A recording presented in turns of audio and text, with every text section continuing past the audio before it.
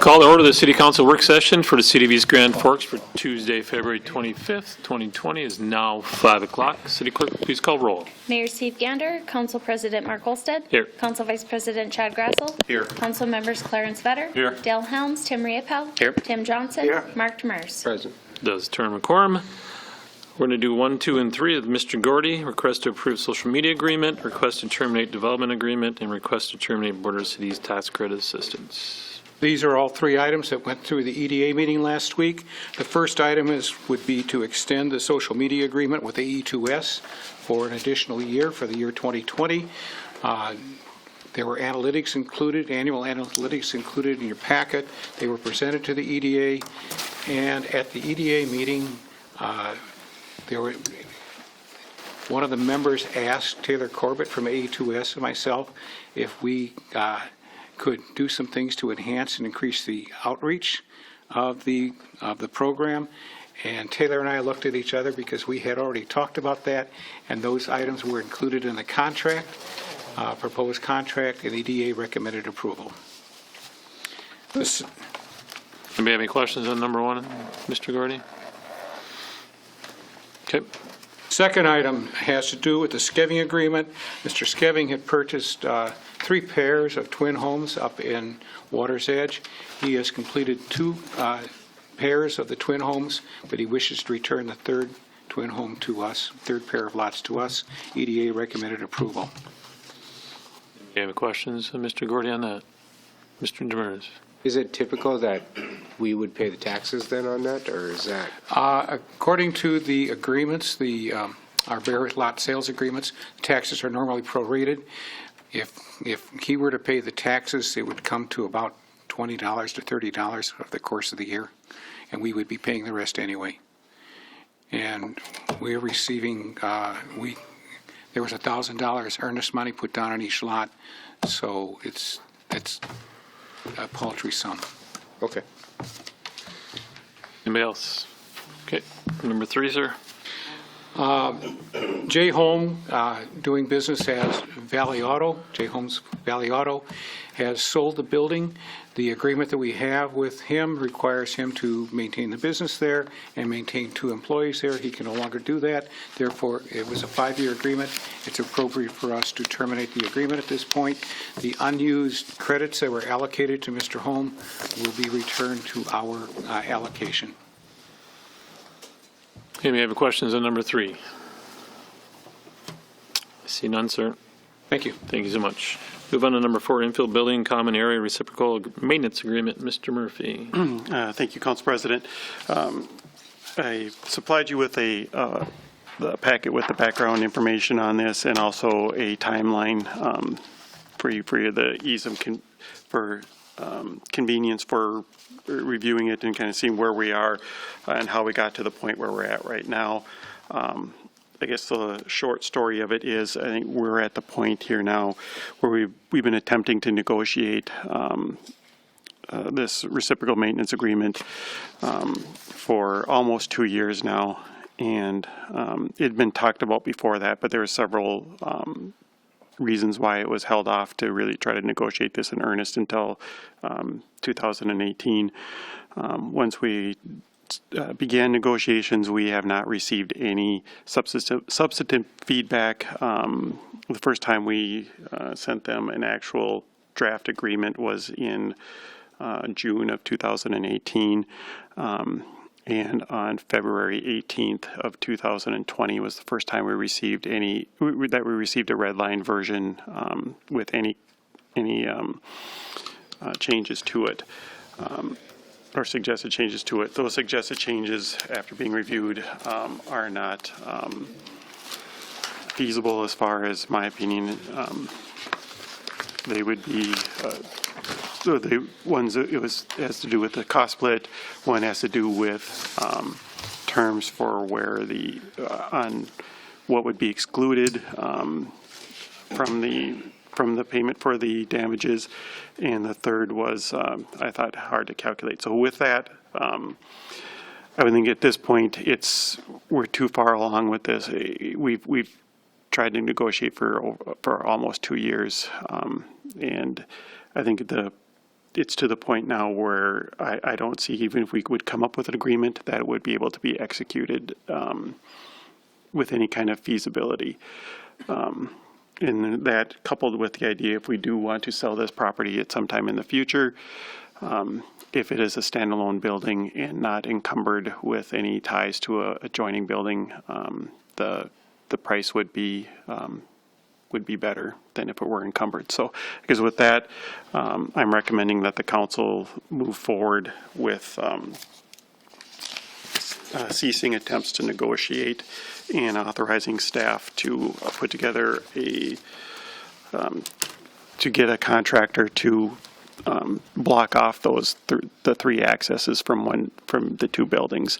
The common wall is a cement block wall currently, so we would get a repair in there where it could be blocked off with a similar looking material and try to finish it as best we could. So that is my report. I'll take any questions, any comments or anything. Questions for Mr. Murphy?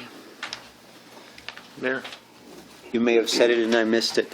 Have we had any conversation at all between this individual and any member of our staff in the last couple of weeks? Just with our, the last couple of weeks, yes. I spoke with the owner of the property on the phone twice, I believe. And otherwise, the rest of the communication has been through the attorney. And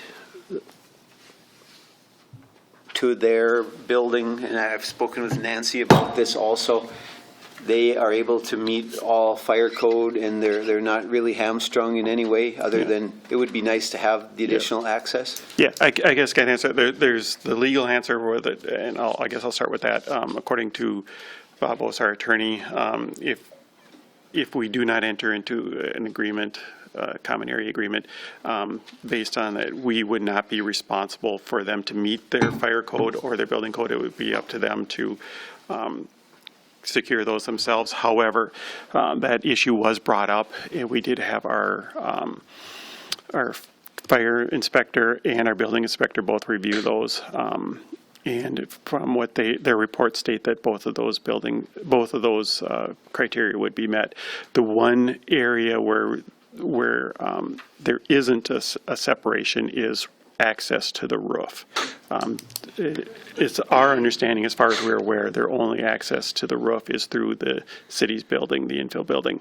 So at that point, they would have to create their own access to their roof. So what I think I read in your tabbed document, they would have access to their own roof, but then we would give them access to the panel. Was that included in there? Or was that just a short-term access? That was to the panel. To the roof. Yes, that would be a short term. We would give them what we call a reasonable amount of time to create their own access. After that, I believe I put June 1st. And then after June 1st, then they would no longer have access through our building. Anybody else have any?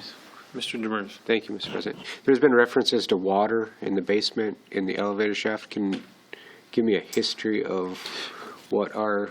Yes, we can give a history of that. I know that that's been brought up several times by the property owner, and a couple times we have gone out there and looked at that. We have, particularly after the last time it was alleged, we had what is his name? Todd Burke from Otis. Otis is our elevator contractor. They were out there. He wrote that he has never seen water in the Infill building after the upgrade meeting when we had the sump pump actually plugged in and electricity running to it. When was that? You know, Nancy, exactly when that was? When was the elevator? No, when was the upgrade? Some pump addition. When did we upgrade the elevator, Chad? You were still on the EDA board at that time. So it would have been before Paul. Yeah, it's few years anyway. Yeah. About 16. 16. Yeah. So. But I guess going back to it, yes, there's been allegations of feet of water in there. I believe it's one of the tabs in there where they reference 3 feet of water in there. We have never seen any indication of that. We've never seen it. We've never heard of it. We never had anything from our elevator company saying that type of thing. So, it's kind of like trying to prove a negative. I mean, we don't have any evidence that it's ever happened, but I guess how do you prove that it We didn't do have happen? evidence that it happened before the elevator was upgraded, because there was a sump pump hole, but no sump pump or drain out of the elevator shaft. That has since been repaired. And so since then, even with the 5 inches of rain where we know we had, water did come into the entryway of the infill building because the rain came from the north with the wind. But we didn't have any noticeable water in the basement according to Mike's Pizza.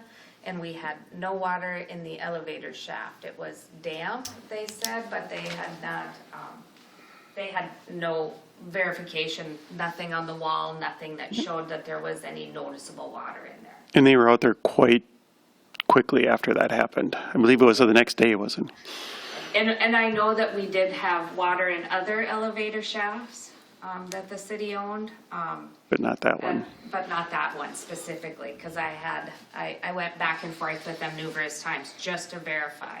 Because they said they heard that an elevator gentleman said that there was water in there, and so I asked, and he said not that he was aware of, but they'll check.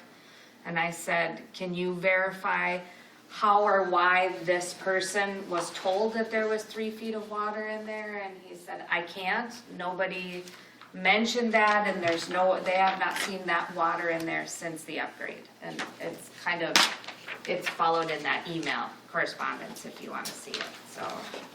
I guess I've followed that part. I just want to know kind of what has happened. There's allegations and then there's follow-up, and I just want to know what's actually happened. Is there a common drain field? I mean, obviously, if they're sitting in the same location, there's going to be cross drainage or something around there, but is there only one? That would be a good question for Jason in terms of stormwater. No, I mean, the building, is there a drain Tile. or, I mean, does it come from both buildings and I can't drain to tell you. one spot, or is there? And again, that would probably be a better question for Jason based on how the stormwater drainage works. I have no idea how the building was built, so.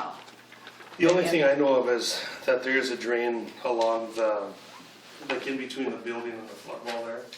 There's a drain that drains that sidewalk area out, and then obviously the storm drains that are on the street on the other side.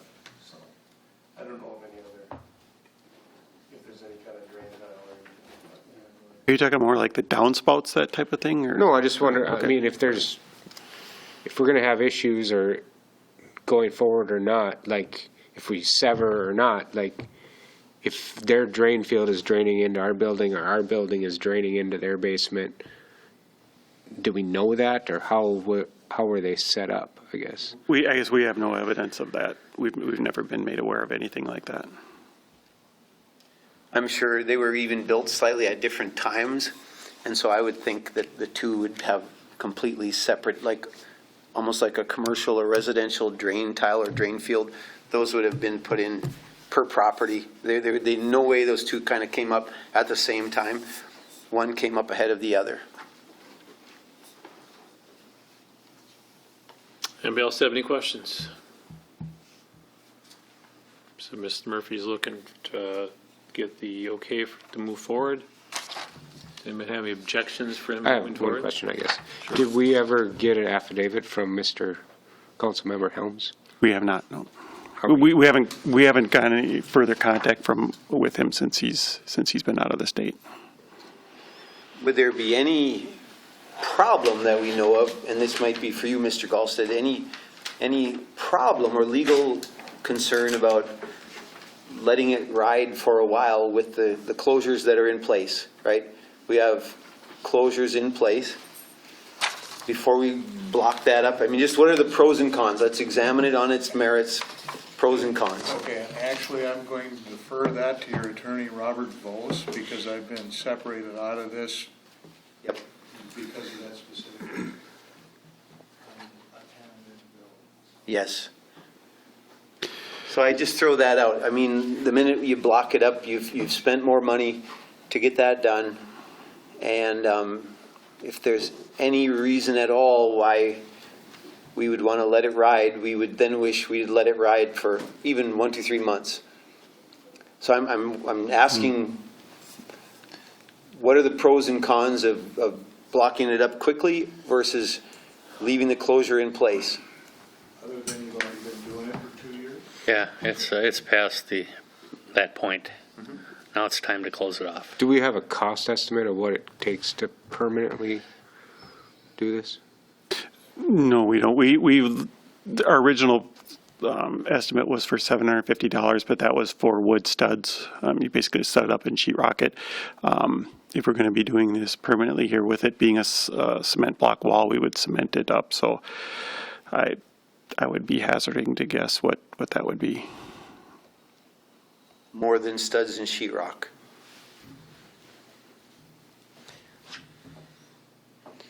Yeah, if that's for sure, if that's the consensus of the group, that there would be no benefit to sitting tight even for 1 to 3 months. I mean, clearly we've created a sense of urgency with having closed it now. That's a new thing in the last couple months. Yeah, that's correct. And so now that created that sense of urgency. That's the only thing that's changed from 2 years ago to 1 year ago to 2 months ago to now, is that those openings are now closed.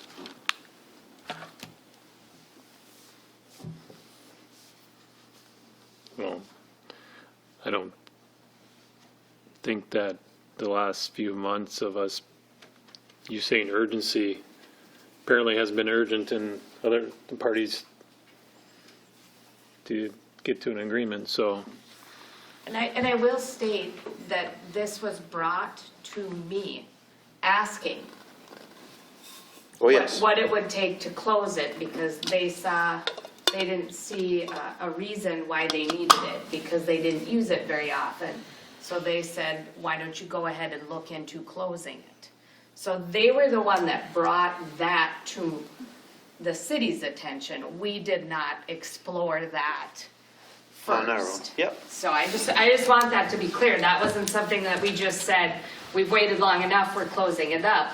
They were the ones that asked us to look into it, so. That was in the fall of last Yeah, year, because in the fall, that was so- shortly before the So I guess I October just want 22nd. that to be clear, that it Yeah. wasn't something that we initiated, it was something that they initiated, so. You know, really, it's a great remedy. If they absolutely don't need it for the flow of their business, this is a great remedy. It cuts it clean, and there should be no expectation of shared cost.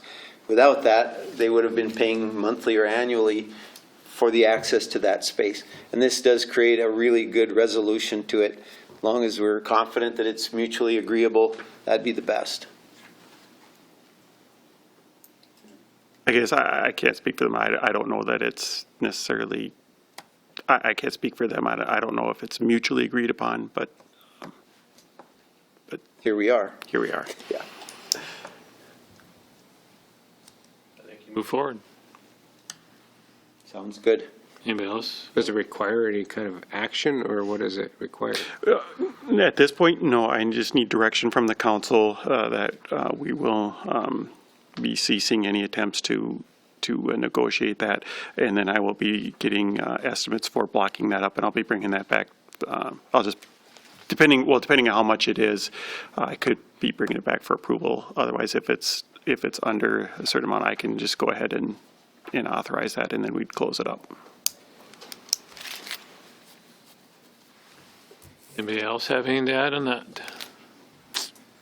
I would certainly let you guys know how much it's going to be, and when I would I just, we'd be doing it. but- one of my concerns is, you know, there's language in the original documentation that requires us to work towards having this, right?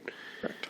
So I'm just wondering if there needs to be some sort of formal, like, severability from that language, so that we don't, in 10 years, have someone come, whether it's the current tenant or someone else, come and say, wait a second, we're supposed to have a mutual agreement. I'm not saying that this isn't the direction we should go. I just want to make sure it's done Okay, I will in a ask. formal process so that we don't end up doing something, even if everybody agrees, and then having it just be a, I see well, your- the council decided or whatever. I see your point. You're saying like maybe 10 years down the road when the institutional memory is gone and somebody brings up it's Or what? 3 months. Anyway, in that, yeah, I see, I will ask Attorney Boas on that. Yeah, and I guess I would see it being, rather than something that would be signed by both parties, I think it would be something then that it would just be like a resolution by the council stating that it's. Whichever direction. Yeah. I think, obviously, Mr. Vos would have the right, if, as long as that's conveyed to him, that's our concern, is there is contract or documentation that says that this is something we should work towards. Is that a How do formal we- enough, how do we closure of, formalize- formal enough closure of that provision in the development agreement? Yep, that's a good question. Mr. Gorte? When I was talking with Mr. Bose, before David got as fully involved as he is now, Mr. Bose told me that what we had was an agreement to come to an agreement, but there is no right that was actually accrued to the owners of the other building to have access to the building without a shared agreement. And we have never come to that shared agreement. That's just more Yeah. information. But I think what we're saying is, what he's requesting then is something that we would have in our record stating let's that memorialize it it's, somehow. that it's ended at this point for this reason. Okay. Yep, anything else at this time? If not, entertain a motion to adjourn. Move. Moved by Grassel, Second. second by Johnson. All in favor, say aye. Aye. Opposed, same sign. Motion is carried, meeting is adjourned.